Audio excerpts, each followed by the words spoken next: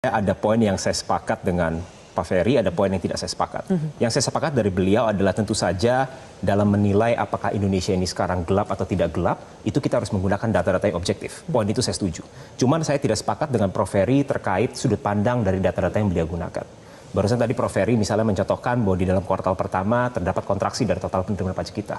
Yang memang di satu sisi betul, tetapi kontraksi tersebut itu terjadi karena memang ada beberapa hal. Seperti contoh di tahun ini kita baru saja menerapkan sistem Cortex atau maupun ada penerapan TER.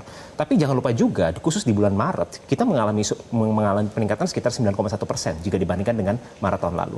Nah, poin-poin ini yang seharusnya dapat dilihat secara makro dan lebih secara keseluruhan, itu yang pertama. Kedua adalah kalau kita melihat tren pertumbuhan di konsumsi dalam negeri, Indonesia berada di level pertumbuhan ini masih mencatatkan angka positif di angka sekitar 4-5%, yang merupakan angka yang sangat baik. Ketiga adalah kalau kita melihat angka makro kembali, unemployment masih berada di bawah 5%. Tapi tentu saja betul Mbak Zilvia, seperti yang disampaikan oleh Presiden Prabowo, kami sepakat bahwa bukan berarti Indonesia ini tidak memiliki tantangan. Tantangan terutama dalam hal ini adalah untuk meningkatkan daya beli terutama di kelas menengah, itu memang ada dan inilah justru yang sedang dilakukan oleh pemerintah dalam hal ini untuk meningkatkan daya beli masyarakat dan menopang kelas menengah kita. Sebagai contoh, kenapa Partai Gerindra sepakat dengan pernyataan Presiden Prabowo bahwa Indonesia itu masa depannya cerah?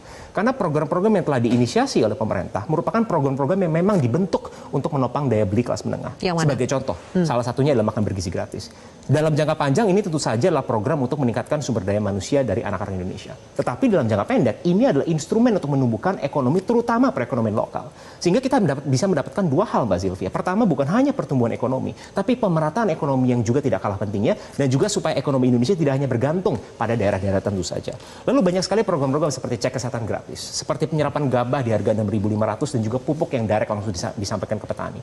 Maupun insentif seperti FLPP supaya masyarakat berpenghasilan rendah bisa memiliki rumah. Lalu pemerintah juga akan menyediakan instrumen renovasi sekolah, membangun sekolah-sekolah rakyat untuk masyarakat yang tidak mampu, maupun membangun sekolah-sekolah unggulan. Lalu jangan lupa juga Presiden sebentar lagi telah menerbitkan Inpres 9 tahun 2025 yang isinya adalah percepatan pembentukan dari 70.000 koperasi desa merah putih. Nah, ini semua dilakukan untuk apa, Mbak Zilvia? Yaitu supaya mendorong pertumbuhan ekonomi ini supaya dapat berjalan di angka yang positif, dan juga jangan lupa poin pentingnya adalah kita harus menggaungkan pemerataan ekonomi, bukan hanya pertumbuhan ekonomi. Jadi Indonesia sedang di dalam track yang benar dan Indonesia masa depannya cerah.